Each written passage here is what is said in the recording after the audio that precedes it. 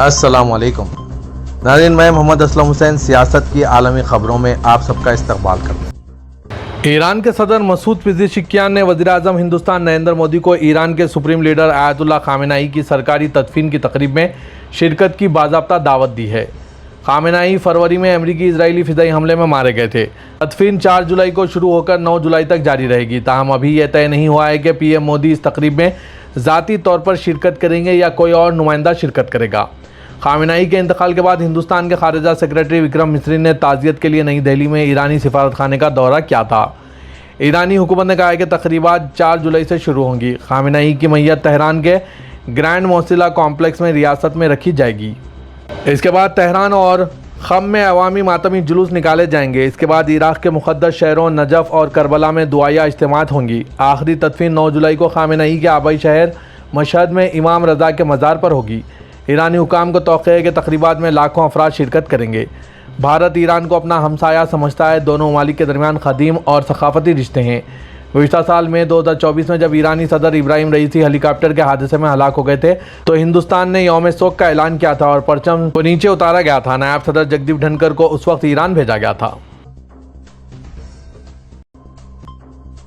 America और Iran के दरमियान स्विट्ज़रलैंड में जारी मुज़ाकरात के बीच दोनों ममालिक के बयानात कई अहम मामलात पर मुतज़ाद हैं। अगरचे दोनों फरीक 60 दिनों के अंदर एक जामे मुआहदे तक पहुँचने के लिए कोशां हैं, लेकिन जोहरी प्रोग्राम, आबनाए हरमुज़ और इलाक़ाई सलामती जैसे मसाइल पर इख्तलाफात बरकरार हैं।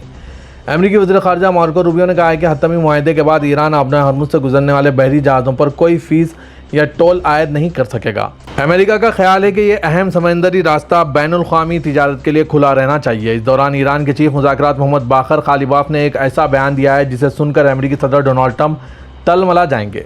बाकर खालिबाफ ने दो टोक अल्फाज में कहा है कि ईरान अमेरिका मुआहदा अमेरिका की शिकस्त का ऐलान है। ईरान के चीफ मुज़ाकरातकार मोहम्मद बाकर खालिबाफ का अज़रबैजान में OIC पार्लिमानी यूनियन इजलास में खिताब करते हुए कहना था कि इस्लामाबाद मुफाहिमती याददाश्त, दबाव और जबर का नतीजा नहीं। इस्लामाबाद मुफाहिमती याददाश्त ईरानी कौम की मज़ामत, इस्तिक़ामत और ताकत का मज़हर है। बाकर का कहना था कि इस्लामाबाद मुफाहिमती याददाश्त अमेरिका की शिकस्त का ऐलान बन गई है। खित्ते के ममालिक इलाक़ाई सलामती को खुद यकीनी बनाएं, बैरूनी मुदाखलत मुस्तरद करें, खित्ते के ममालिक के साथ खुद मुख्तारी के एहतराम की बुनियाद पर ताउन के लिए तैयार रहें। दुनिया के अमीर तरीन शख्स एलन मस्क को एक हफ्ते में $350 अरब का नुकसान हो गया। अमेरिकी जरीदे के मुताबिक मस्क की दौलत में यह कमी स्पेस एक्स के शेयर्स में तकरीबन 30% गिरावट की वजह से हुई।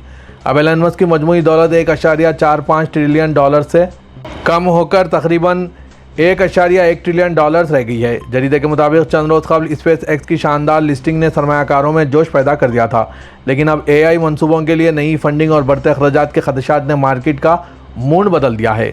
इस दबाव का असर सिर्फ स्पेस एक्स तक महदूद नहीं रहा, बल्कि कई दीगर आलमी टेक मार्केट्स भी दबाव का शिकार है। वाज़ह के रवां माह एलन मस्क ने स्पेस एक्स के हसस फ़रोख्त के लिए पेश किए थे, जिसके बाद वो दुनिया के पहले खरबपति या ट्रिलियनर यानी 1000 अरब डॉलर दौलत के मालिक बन गए थे।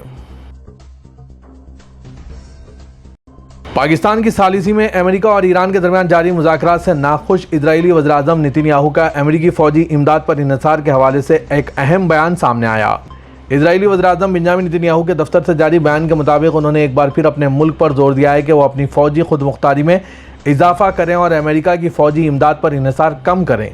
खबरसा NC AFP की रिपोर्ट के मुताबिक बेंजामिन नेतन्याहू ने मकबूजा मगरबी किनारे में एक तरबियती कोर्स के दौरान रिज़र्व अफसरान से गुफ्तगू करते हुए कहा कि मैं अपने अमेरिकी दोस्तों से मिलने वाली फ़ौजी इमदाद की दिल से तारीफ़ करता हूँ, लेकिन हमें इस इन्हिसार से आज़ाद होने और अपना आज़ादाना असला साजी का नेटवर्क बनाने की ज़रूरत है। वज़ीर के बेंजामिन नेतन्याहू का यह बयान उस वक्त सामने आया जब अमेरिका और ईरान के दरमियान मशरिक़ सतह की जंग ख़त्म करने के इब्तदाई मुआहदा हुआ। इसराइल में इस मुआहदे के ख़िलाफ़ शदीद मुखालिफत की जा रही है। इजरायली वज़ीर-ए-आज़म ने कहा कि आज मैं कहता हूं कि हमें अपने आज़ाद असला साजी के नेटवर्क की ज़रूरत है। हमें अपने हथियार खुद तैयार करने चाहिए। काउंसिल ऑफ फॉरेन रिलेशंस के आदाद शुमार के मुताबिक 1948 से इसराइल ने $300 बिलियन से ज़्यादा की अमेरिकी इक़्तिसादी और फ़ौजी इमदाद हासिल की है, जो कि 1946 के बाद से किसी भी दूसरे मुल्क को मिलने वाली इमदाद से कहीं ज़्यादा है। अमेरिकी सेनेट ने पहली बार जंग के इख्तियार से मुतालिक एक ऐसी करारदाद मंजूर की है जिसका मकसद ईरान के खिलाफ फौजी कार्रवाई को रोकना है।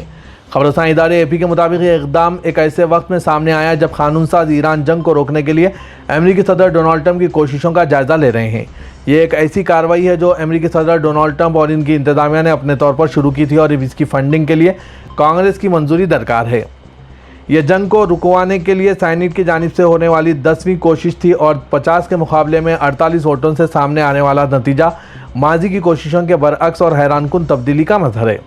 اگرچہ یہ قرارداد بڑی حد تک علامتی نوعیت کی اور اس کو مکمل طور پر قانونی حیثیت حاصل نہیں ہے، تاہم یہ ایوان نمائندگان اور سینیٹ میں موجود متعدد ریپبلکن قانون سازوں میں بڑھتی اس تشویش کی عکاسی کرتی ہے جو وہ جنگ اور اس کے خاتمے کے لیے ڈونلڈ ٹرمپ کی جانب سے ایران کے ساتھ کیے گئے وعدوں پر رکھتے ہیں۔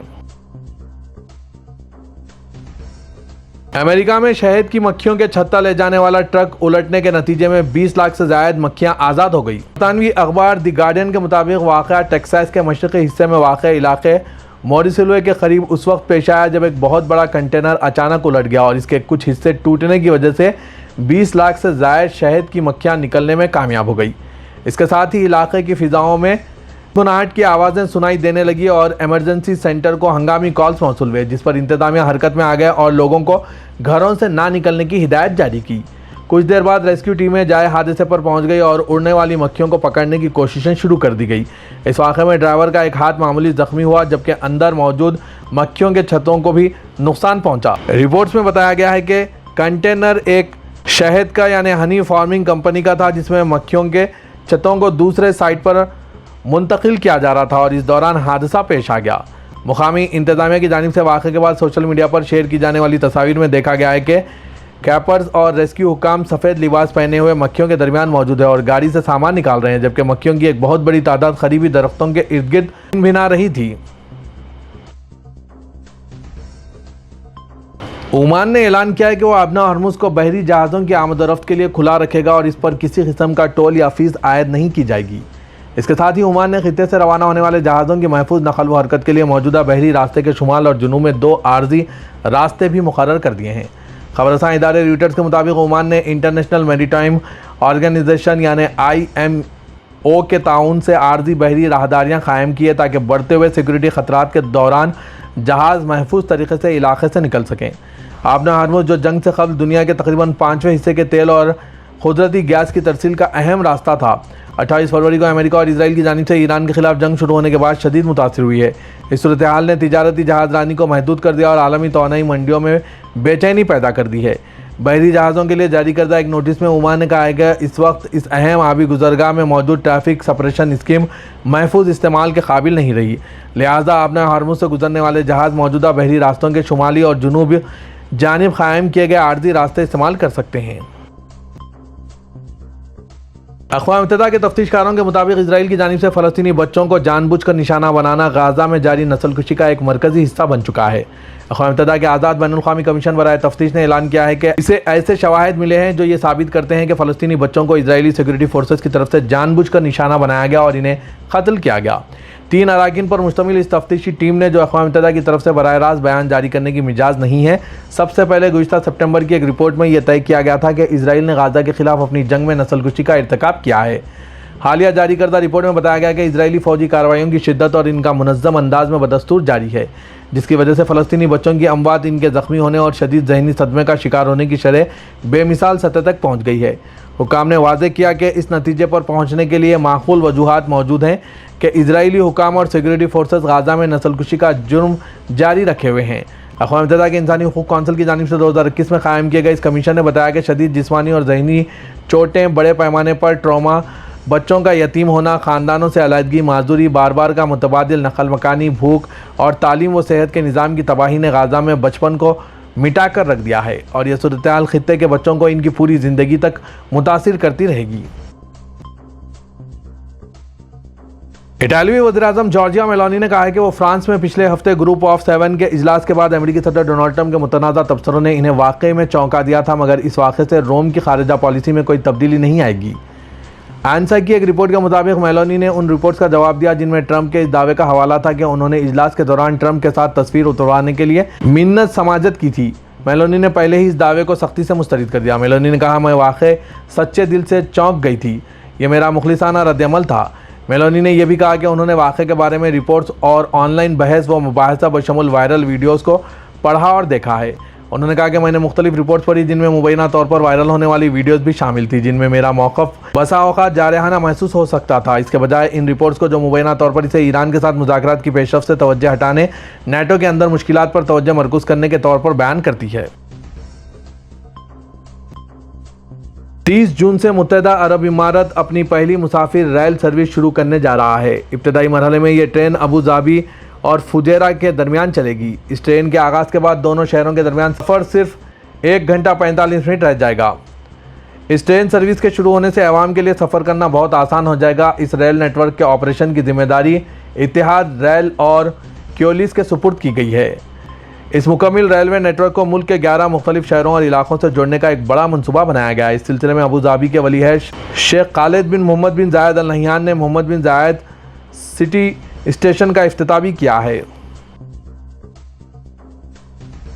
سعودی عرب کی قیادت کو برطانیہ کے بادشاہ چارلس سوم اور شہزادہ ولیم کی جانب سے دونوں ملکوں کے تعلقات سے متعلق مکتوب موصول ہوئے ہیں۔ ایس پی اے کے مطابق سعودی نائب وزیر خارجہ انجینئر ولید الخلیجی سے ریاض میں برطانوی سفیر اسٹیفن ہیچن نے ملاقات کی اور مکتوب حوالے کیے۔ ملاقات میں سعودی عرب اور برطانیہ کے درمیان تعلقات کا جائزہ اور مختلف شعبوں میں تعاون مضبوط بنانے کے طریقوں پر بات کی گئی۔ سعودی نائب وزیر خارجہ اور برطانوی سفیر نے باہمی دلچسپی کے امور پر بھی تبادلہ خیال کیا۔ خادم حرمین شریفین شاہ سلمان بن عبدالعزیز نے ذاتی خرچ پر مختلف ملکوں سے 1000 افراد کو عمرہ کرانے کی منظوری دی۔ ایس پی اے کے مطابق ضیوف خادم حرمین شریفین پروگرام کے تحت مختلف مراحل میں شاہی مہمان مملکت پہنچیں گے۔ شاہی مہمانوں کا تعلق 16 ایشیائی ممالک سے ہے۔ ان میں انڈونیشیا، مشرقی Timor, Philippines, Malaysia, Cambodia, Thailand, Vietnam, Myanmar, Laos, Singapore, چین، جاپان، جنوبی کوریا، ہانگ کانگ، تائیوان اور منگولیا شامل ہیں۔